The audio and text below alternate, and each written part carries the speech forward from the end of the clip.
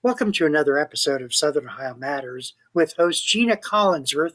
Gina is going to be looking at some economic development that's occurring in Southern Ohio, so stay tuned.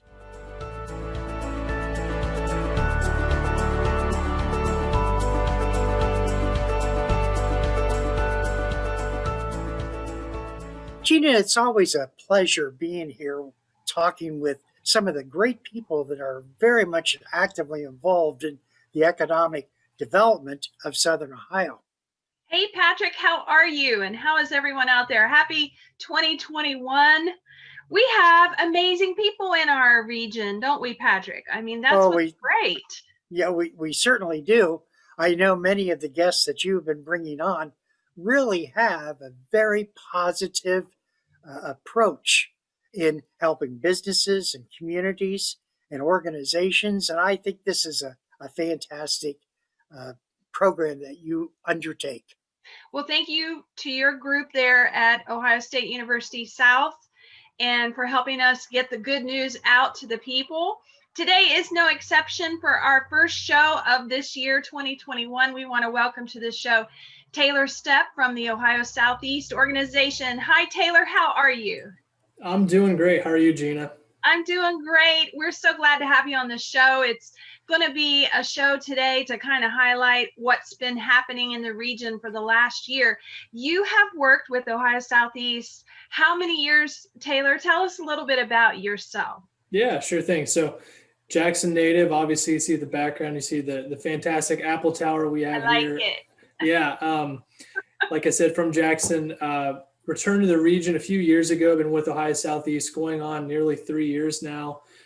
We are the lead economic development entity for Southern Ohio as far as Jobs Ohio partner. And we cover 25 counties in Eastern and Southern Ohio. I cover 9 counties, really Chillicothe all the way down to the river, west of there to Adams and Highland County. So I'm out engaging with businesses when we are able to travel. I know right now we're kind of a little bit more cooped up, but we've had a really busy year in 2020, and I'm just really excited about a lot that's happening in the region.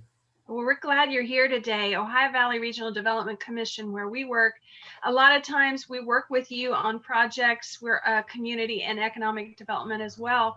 But I know that you are really down in the trenches and covering 9 counties for your region.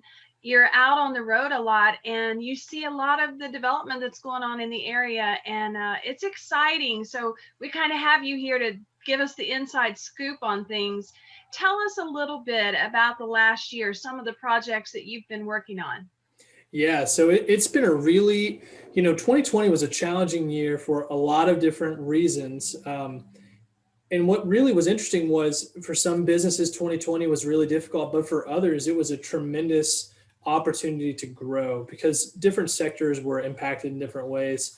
One really exciting project that we were able to land was Rural King. They have a tremendous distribution center in Waverly, and they actually added 800,000 square feet on a project from last year. They committed to 75 new jobs, and that employer, I think they're going to be they're going to be in the 400s of employees that are there. And of course, wow. Folks around here know that was the old Mills Pride campus. Rural King was brought in through Ohio Southeast and Jobs Ohio. We were under the name of APEG at that point in time, but we were brought in to work with Rural King, and that facility has just been tremendous for Southern Ohio. And so it's a distribution center, but they also do some manufacturing. They make RK tractors, and we're really excited to see more growth there from Rural King. Another really cool story that I'll point out, General Mills in Wellston. Many people don't know this, but if you enjoy pizza rolls like I do, they are manufactured in Wellston, Ohio, just down the road from where I live in Jackson. And the General Mills facility took on a pretty significant expansion. They invested some money. They brought a new product line in, and we really helped secure the hundreds and hundreds of jobs that were there in Wellston, really made that the home of pizza roll manufacturing. And just one more fun fact, since we're talking about frozen food, Jackson County has 2 substantial food companies that manufacture frozen food. So Jackson County alone has 3% of the entire U.S. production of frozen food in just a county of about 32,000 people. So between General Mills and Belicio, we've got a really strong food base in Jackson County, but we have a lot of other really tremendous stories in Southern Ohio. I'll just mention a small business that we're really excited about, and that is Silverbridge Coffee in Gallia County. We were able to partner with them on a Jobs Ohio inclusion grant to buy some new equipment. They added a few new employees. They bought some new equipment, and their sales went through the roof whenever the pandemic began, and they are starting to do a lot of more e-commerce, right? So they had to increase their production, and they're of course in Giant Eagle and Kroger stores all over the country, but they do their manufacturing right here in Southern Ohio in Gallia County. So we were really happy to partner with Lorraine and her team. Those are great success stories. You mentioned a grant on the last one on the coffee company. So Taylor, tell us a little bit about Ohio Southeast. Like, is your role partially to connect businesses to those opportunities that are coming down through the federal and the state level? How do they do that? How do you find these opportunities that fit that business? We're a piece of the economic development ecosystem. We work with you, Gina, of course, and John and the OVRDC team, and we work with our local partners. That are sometimes the county economic development entity, sometimes it's a port authority or a CIC. And our role is like I said before, is we're sort of the lead into Jobs Ohio. Jobs Ohio is the state's private nonprofit economic development entity representing the state all across the country and the world, really. So they have programs, grants, tax credits, loans, and other things that are used to incentivize businesses to grow.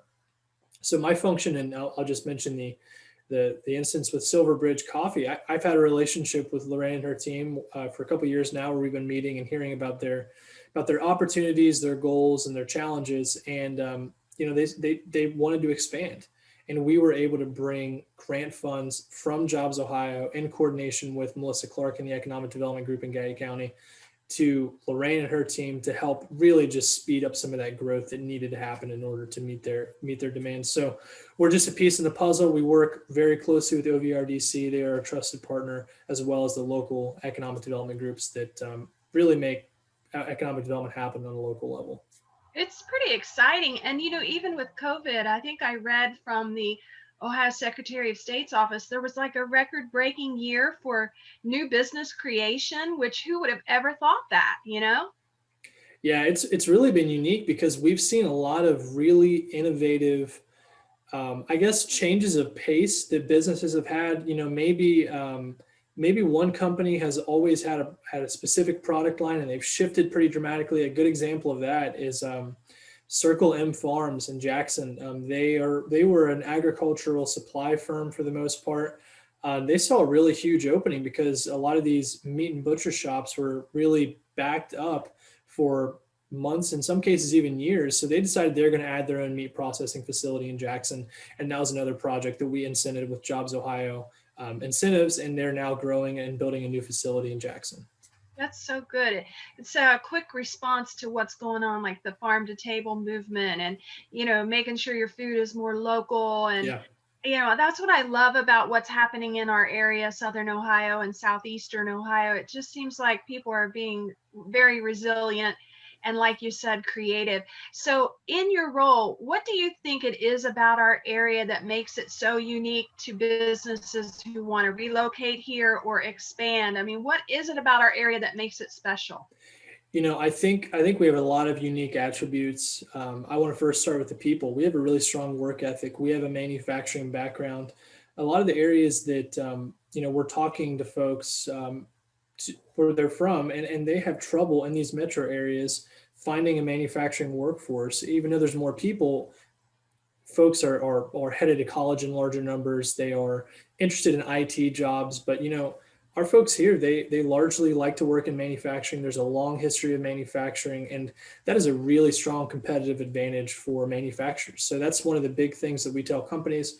We have folks that are leaving and driving to go to Columbus or Huntington or Cincinnati. They're leaving the region every day. So we do have a really strong workforce here, and they would love to have jobs closer to home. So that's the pitch and the value proposition on the workforce front. We also have really strong natural resources. I mean, you look at how our area was built, the timber, the resources in the ground with coal, oil, and gas. I mean, there are just a number of things that businesses can use to leverage their position in the region. I could go on for hours and hours, but I'm sure you have other things to talk about. But Southern Ohio is a great place to do business, and we're talking to companies all over the world on a weekly basis about coming to the region. That's exciting. We're both natives. You're a proud native of Jackson. I'm a proud native of Southern Ohio, Scioto County, Portsmouth, West Portsmouth area. And I think about our quality of life. Taylor, we like nature. We have a beautiful river with all the recreation that affords. And, work, it's not all about work in our area. We like to play down here too. It's a lot of great things for people to come and see, I think. Absolutely. No question. We've got a lot of natural beauty that folks in other parts of the country just do not have at all. So I'm thinking about what you're doing on a day-to-day business or a day-to-day basis, and thinking about how COVID has impacted all of us in our region. And you mentioned briefly about the pivot that some of the businesses had done. What do you feel like? Do you see us coming out of this in the next 6 months, or do you feel like things in our area, is it going to be a long-term impact, or how are we doing on COVID and responding to that? I think that the state and Jobs Ohio and the federal government have put some really great tools forward to retain folks and to retain what's happening. I think some of our industries that are heavier industries are very labor intensive that have had a decline for a long time. I'm hoping we can kick back into things so that they can begin getting back to business as usual. I think there's a huge opportunity though for folks that are entrepreneurial, able to pivot, or are in some of these industries like food, logistics, transportation, and some areas of manufacturing, automotive, where they can really see a huge growth potential. But I'll tell you, I think we're already seeing some really strong leads and opportunities come through with a lot of firms in the region. So I'm really optimistic about 21. I think we're going to strongly come out of this probably the late spring, early summer, maybe not entirely where we can all be going on without masks on, but I think the business environment will largely bounce back by then. That's good news. I like to hear that. I know in our area, both of our organizations have been involved with trying to get PPE out to our business community. You guys back in the summer had a really great campaign through Jobs Ohio, and we just recently distributed some PPE out to our EMS directors in each of the counties that we serve. So I know it's on our mind for sure, but I like knowing that we've had record growth in new business creation and hearing what you're talking about with the businesses you see through Ohio Southeast. So it's all good news. That's what we want to hear, really. We can't not face bad news, but what I think about our area, I think one of the things we do best is really work for the future and have a good attitude about how we can change things. And that's what I love about our area. Agreed. There's such an attitude of perseverance that yes, really has shown through. I cannot believe some of the obstacles and challenges that people have overcome and worked through to keep people employed. It's been tremendous. So I can't say enough about our business community in Southern Ohio. Taylor, thank you so much for stopping by today. I know you've got a lot to look forward to for this year in your organization, and you'll be working in the 9 counties that we share in our organization. So I really appreciate the time you took today to talk with us. Thank you so much. Thanks for having me. It's been a lot of fun, and look forward to talking again. Thank you. Thanks. So we talked about our great quality of life that we have here. It's not all work and it's some play. And one of the towns that I think represents a great quality of life is Portsmouth, Ohio, which is a town I know well, Patrick, and you know well. And our next guest is actually the Director of Development for the City of Portsmouth. So hello to Tracy Shearer. How are you, Tracy? Hey, Gina. I'm good. How are you? I'm great. We both know Taylor. You know Taylor as well. You've worked with Ohio Southeast. Yes. And it's great to have you both on the show because in my mind, today's show about economic development is really something we don't talk about enough. And the other thing that Ohio Valley Regional Development Commission does is planning. And that's another thing that doesn't get talked about enough. So Tracy, let's you and I talk a little bit about your role at the City of Portsmouth. So what do you do on a day-to-day basis as the Director of Development? Okay, so I've been here 10 years and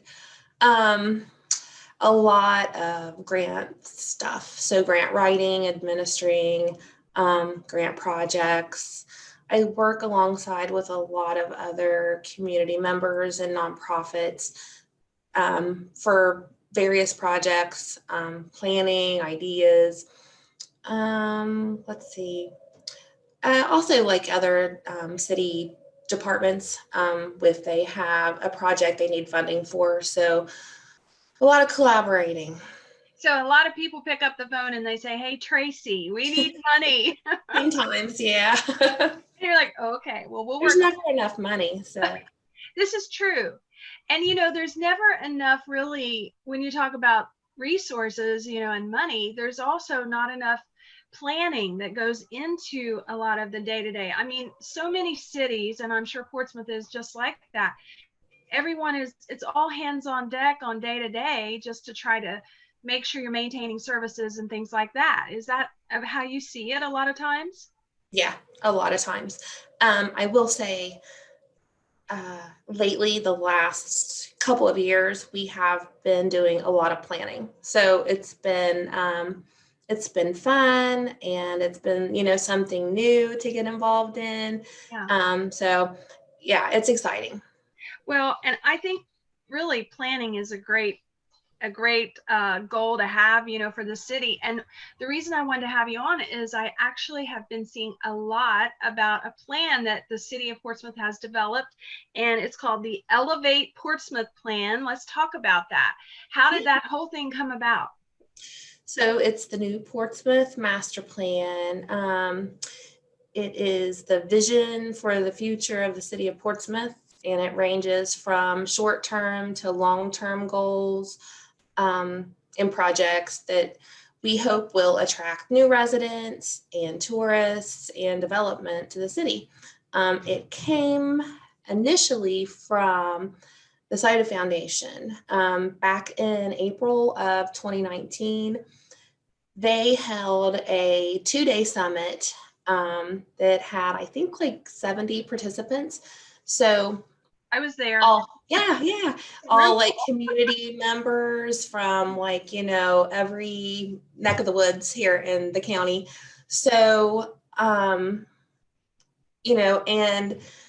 throughout the summit, we, really realized that we need to collaborate more, because you had like so many different groups of citizens doing different things, and it's like, we would make such like a better impact if we all planned and worked together. So that's where the master plan came from. The Cider Foundation paid for half, and the city paid for the other half. That was such a great experience to be in that room. That's almost been 2 years, hard to believe.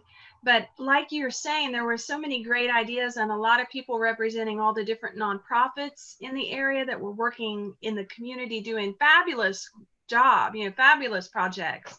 And to just get everyone in the same room and talk, and then everyone started to collaborate, and they were like, "Oh, well, you're working on this. Well, we have this, we could do this together."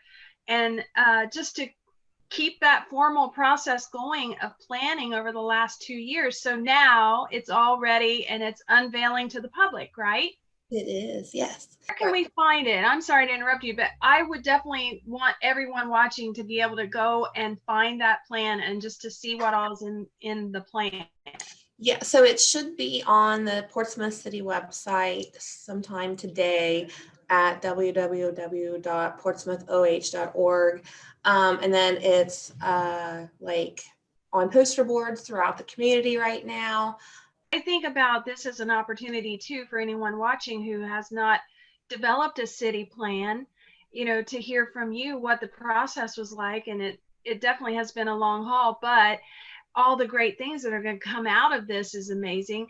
Tell me some of the things that the planning process revealed that surprised you, because you've worked for the city 10 years. So something had to come out of this that was a surprise. I was like happily surprised to see that people wanted to see better coordination, because, there's so many times that with all of the different organizations, it's like the right hand doesn't know what the left hand is doing. And, and they're kind of like working towards the same thing. So that was a pleasant surprise. You always hear like some like things you don't really want to hear, but a lot of it's true. So, there's always poverty and things like that. So it's, you take the good with the bad and you work through it together. So. And honesty is the best thing, because if we don't know what our problems are in our organizations or our cities or whatever, how do you fix them, right? Exactly. So, yes, we have to be honest about it. But the plan itself, what were some of the next steps? Tell us some of the things that came out of the plan that you think will happen in the next months or even next year as things roll out. So the city has decided, to concentrate on the plan and, use upcoming grants other than like, water line and infrastructure type things like that. But to start working towards the plans in the master plan. I see upcoming, well, I'm hoping, it always depends on if we get grants or not. So I'm hoping for some riverfront development, also wayfinding, some like putting some really cool, trendy, but, timeless wayfinding signs up around the city. And then, there's also some Market Street development we're talking about, but we're still like kind of working that out. Our CDBG grant is it comes up every other year. So this is the year we'll apply. So I definitely think that we'll be applying for something in the plan to keep everything moving forward. And that's your expertise with the grants and everything. So that works out really well.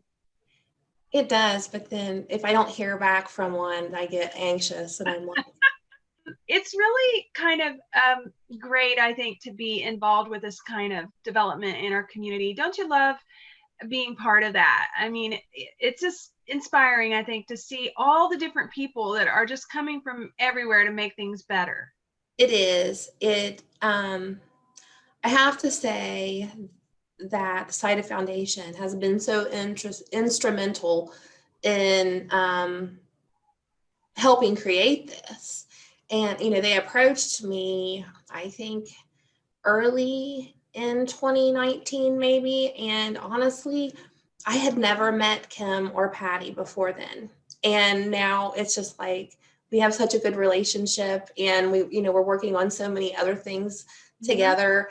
It's not just work, it's like developed into a friendship. So right now we're working on a comprehensive housing study for the city, because we've, through all the discussions of the Rethinking Downtown Portsmouth Summit and the master plan, it's, very important that we need to look at housing now. So that's what we're working on right now. And also rezoning the whole city. So yeah, and they've been a part of both of those too. So it's nice. Wonderful. That's a great group, the Sida Foundation. They do a lot in our community. In our last minute of the interview, tell me a little bit, and everyone watching, what would be your advice to other communities who have not started this kind of process and might be thinking about it? Or, what would you give advice-wise to them, how to get started? This was the first formal plan the city of Portsmouth has had put together. We were lucky enough to have partnership with the Sida Foundation, but even if you and maybe you didn't have enough money to do what you thought you needed, you could always do probably a smaller scale with maybe just 5 projects in there and build from that later in the years as you get the projects completed. But it would be a starting point that you feel that you have the support of the community, because they've had input into it. So it really is, it's been a huge help.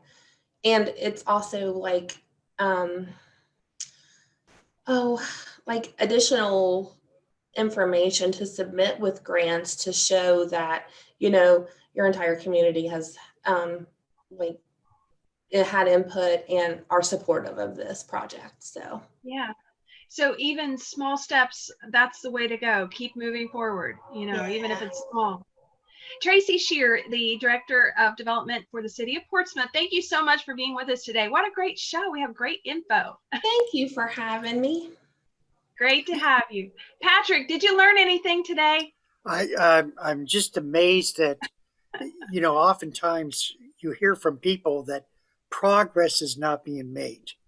But when you sit down with persons like Taylor and Tracy and many of the different community leaders, the county commissioners, the state legislative body, there is a lot of movement, not just inside a county, but throughout Southern Ohio.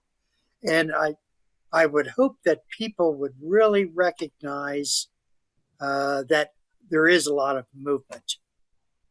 Yes, I think people are more than ever aware that they have the power to push it forward. That's what I think is exciting. It doesn't have to be an elected official. It's a lot of volunteers and just anyone who cares, all hands on deck. Let's push it forward. Gina, it's almost time for the shout out. And I always like this part of the program because you recognize someone, an organization, a business, a person. So who's on tap now?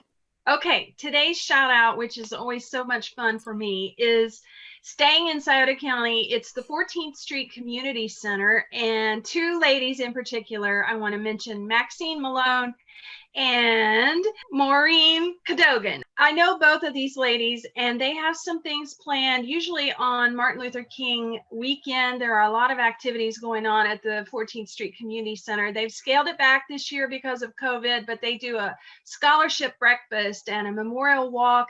But the memorial walk will still go on this weekend, and that's going to happen on Sunday. But these ladies in the community for many years have really done all they can to help out at the 14th Street Community Center and help with at-risk youth and celebrate Martin Luther King. So that's our shout out for today. Well, two great people. I'm very pleased that they are being honored. Hey, we're with Gina Collinsworth. Gina Collinsworth is the Information Coordinator with the Ohio Valley Regional Development Commission. If you want to look at more information about Taylor and Tracy, we have their information on the description below. I want to thank everyone for being involved. And Gina, thank you. Thank you.